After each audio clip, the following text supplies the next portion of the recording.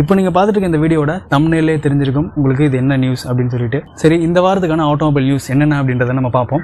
Automobile அப்படின்னு சொல்லி வந்தாலே நமக்கு நிறைய மாடிஃபிகேஷன்ஸ், நிறைய டெக்னாலஜிஸ் அதெல்லாம் ஒன்று சேர்ந்தது தான் ஆட்டோமொபைல் சொல்லுவாங்க. வெறும்னே மெக்கானிக்கல் பார்ட்ஸ் மட்டும் ரன்னிங் ஆகிற ஒரு கார் மட்டுமே இல்லை, அதில் ஏகப்பட்ட விஷயங்களும் நிறைய டெக்னாலஜிஸும் உள்ள திணிச்சிருக்காங்க அப்படின்றத விட நமக்கு நல்லபடியாக யூஸ் ஆகிற நிறைய விஷயங்கள், நிறைய டெக்னாலஜிஸ் ஆட்டோமொபைலில் சேர்த்துருக்காங்க.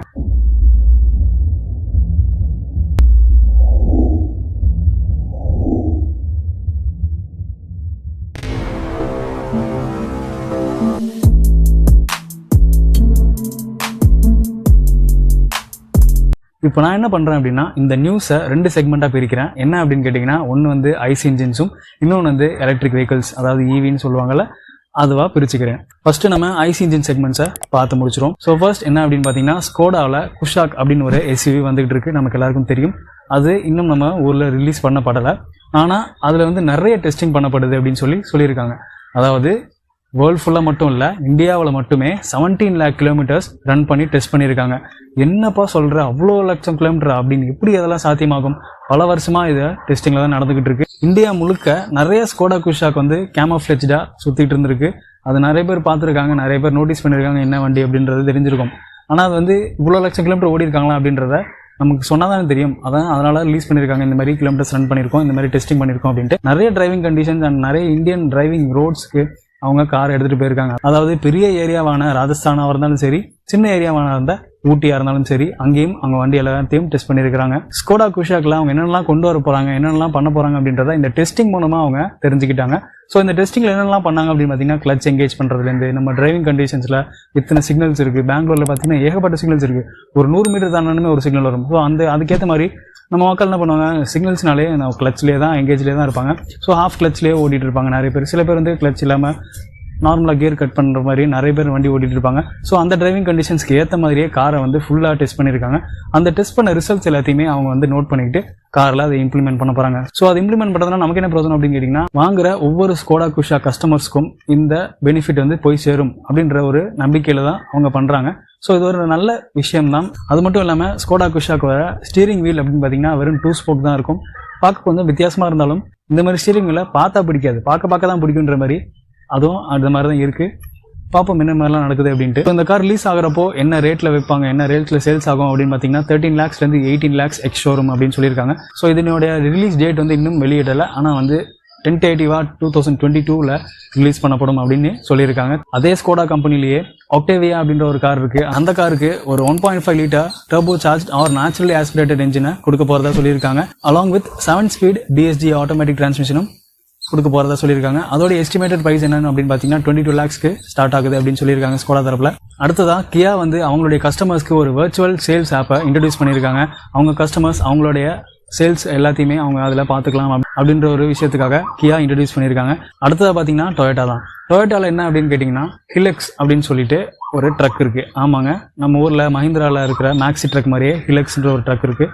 பட் அதை வச்சு நான் கம்பேர் பண்ணல. ஸோ அது வந்து ஒரு better Fortuner with maxi truck model அப்படின்னு சொல்லலாம். ஸோ அந்த மாடலுக்கு என்னங்க ஆக போகுது அப்படின்னு கேட்டிங்கன்னா, ஒன்றும் இல்லைங்க, அந்த மாடல் வந்து இப்போ நம்ம இந்தியன் மார்க்கெட்டில் சேல்ஸ்க்கு வரப்போகுது அப்படின்னு சொல்லி டொயோட்டா தரப்பில் சொல்லியிருக்காங்க. அதோடைய ப்ரைஸ் ரேஞ்ச் எப்படி இருக்கும், எக்ஸ்பெக்டேஷன்ஸ் என்னவா இருக்கும் அப்படின்னு கேட்டிங்கன்னா, எக்ஸ் ஷோரூம் ப்ரைஸ் வந்து பார்த்தீங்கன்னா 18 lakhsலேருந்து 25 lakhs வரைக்கும் சேல்ஸ் ஆகும் அப்படின்னு சொல்லியிருக்காங்க டொயோட்டா தரப்பில். பார்ப்போம் என்ன நடக்குது அப்படின்ட்டு. அடுத்தது அதே டொயோட்டாவில் பெல்டா அப்படின்ட்டு ஒரு செடான் டைப் கார் வந்து ரிலீஸ் ஆக போகுது. என்னடா புது கார் ரிலீஸ் பண்ண போகிறாங்களா டொயோட்டாலையா அப்படின்னு கேட்டிங்கன்னா, இல்லைங்க, ஐம் வெரி சாரி. டொயோட்டா பெல்டாங்கிறது ஆல்ரெடி நம்ம மாருதி சுசுகியில் இருந்த சியாஸை ரீபேட்ச் பண்ணி டொயோட்டா பெல்டா அப்படின்னு சொல்லி மாற்ற போகிறாங்க. இதோட மாருதியிலேருந்து 3வது காராக இந்த வண்டி வந்துட்டு இருக்கு.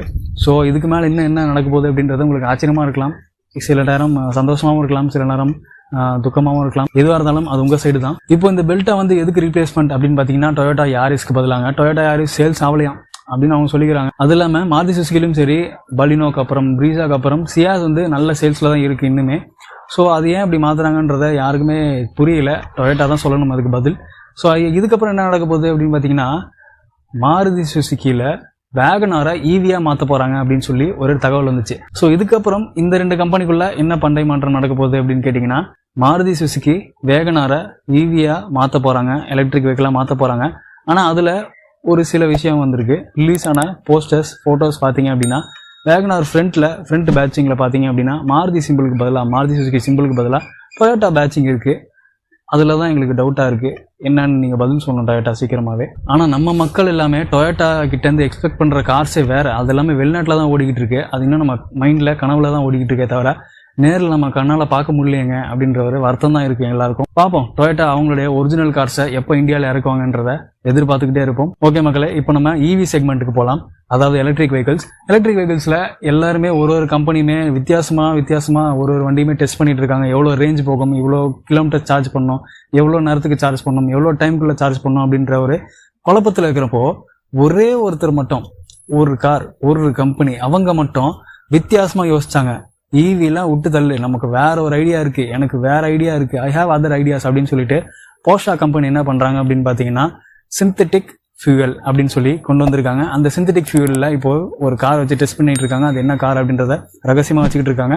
ஸோ அது வெளியே வந்த பிறகு அது நல்ல இம்ப்ரூவ்மெண்ட்ஸ் இருக்கும். போர்ஷா கிட்ட இருந்து நல்ல விசேஷமான செய்தி நம்ம காதுக்கு வந்து சேரும் அப்படின்னு நம்புறோம். ஓகேங்க, இப்போ நம்ம ஒரிஜினலா எலக்ட்ரிக் வெஹிக்கிள்ஸ் நியூஸ் உள்ள போலாம். டொயோட்டால இப்போ மிராய் அப்படின்னு சொல்லிட்டு ஒரு கார் வந்திருக்கு. அது எந்த பிளாட்ஃபார்ம்ல ஒர்க் ஆகுது அப்படின்னு கேட்டீங்கன்னா ஃபியூவல் செல் எலக்ட்ரிக் வெஹிக்கிள். அது ஸோ என்ன ஃபியூவல் செல் யூஸ் பண்றாங்க அப்படின்னு பாத்தீங்கன்னா ஹைட்ரஜன் ஃபியூவல் தான் யூஸ் பண்றாங்க.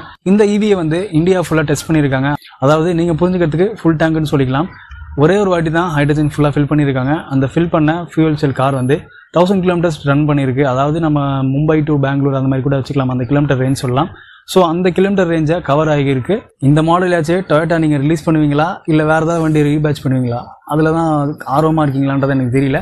பார்ப்போம் என்ன பண்ணுறீங்க அப்படின்ட்டு. அது மட்டும் இல்லாமல் டொயோட்டா மிராய் வந்து ஒரு வேர்ல்டு ரெக்கார்ட் பீட் பண்ணியிருக்கு. யாரோட காரை பீட் பண்ணியிருக்கு அப்படின்னு பார்த்தீங்கன்னா ஹுண்டாய் நெக்ஸோ அப்படின்னு ஒரு கார் ரிலீஸ் பண்ணிட்டு இருந்தாங்க. அது வந்து டெஸ்டிங்கில் இருந்துச்சு. ஹுண்டாய் நெக்ஸோ வந்து ஒரு full and full plucking EV தான். அந்த ஈவி வந்து ஒன் டைம் ஃபுல் சார்ஜ் பண்ணதில் 886 கிலோமீட்டர்ஸ் ரன் ஆயிருக்கு அப்படின்னு சொல்லி டெஸ்ட் பண்ணாங்க. அது வந்து ஒரு ரெக்கார்டாக இருந்துச்சு. இப்போ அந்த ரெக்கார்டை டொயோட்டா மிராய் வந்து பீட் பண்ணியிருக்காங்க. அடுத்த ஈவி நம்ம என்ன பார்க்க போகிறோம் அப்படின்னு பார்த்தீங்கன்னா இது ஒரு எலக்ட்ரிக் ஹைப்பர் கார். ஆமாங்க, ஒரு சூப்பர் கார்னு சொல்லிக்கலாம். ஸோ சூப்பர் கார் அப்படின்னா ஐசி இன்ஜினில் ரன் ஆகுது. இது வந்து எலக்ட்ரிக் ஹைப்பர் கார்னு சொல்லிக்கலாம். ஸோ இது என்ன பண்ணுது, யார் தயாரிச்சாங்க, யார் அப்படின்னு கேட்டிங்கன்னா இந்த கம்பெனி நேம் என்னன்னு பார்த்தீங்கன்னா ரிமேக் ஆட்டோமொபைல்ஸ். அவங்க வந்து குரோஷியாவில் இருக்காங்க, அதாவது சவுத் ஈஸ்டர்ன் யூரோப்பில் இருக்காங்க. இவங்க வந்து நிறைய ஈவிஸை தயாரித்து அவங்க வந்து நிறைய டெஸ்ட் பண்ணிட்டு இருக்காங்க. அதில் ஒரு கார் தான் இப்போது இந்த ஹைப்பர் கார். அதாவது ரீசெண்டாக ரிலீஸ் பண்ண கார் தான் இது. அதாவது இது வந்து செம பவர்ஃபுல்லான ஹைப்பர் கார்னு சொல்லலாம். அதாவது 120 கிலோவாட் ஹவரில் இருக்கிற பேட்டரி அண்ட் இதோடைய சார்ஜர் கேப்பபிலிட்டி எவ்வளோ நேரத்தில் சார்ஜ் ஆகும் அப்படின்னு பார்த்தீங்கன்னா 19 மினிட்ஸில் 0 to 80% சார்ஜ் ஆகிடும் அப்படின்னு சொல்லியிருக்காங்க. சரி, இந்த ஹைப்பர் காரோடைய கிலோமீட்டர் ரேஞ்ச் என்னவா இருக்கும் அப்படின்னு கேட்டிங்கன்னா 500 கிலோமீட்டர்ஸ் பர் சார்ஜ் அப்படின்னு சொல்கிறாங்க. ஃபுல் சார்ஜ் பண்ணிங்கன்னா 500 கிலோமீட்டர்ஸ் போயிட்டு வரலாம். அண்ட் இதோடைய டார்க் அண்ட் பவர் வேல்யூஸ் நீங்கள் கேட்டிங்க அப்படின்னா ரொம்ப ஆச்சரியப்படுவீங்க. இதோட டார்க் அப்படின்னு பார்த்தீங்கன்னா 2300 newton metres of torque and power output அப்படின்னு பார்த்தீங்கன்னா 1914 bhp அப்படின்னு சொல்லியிருக்காங்க.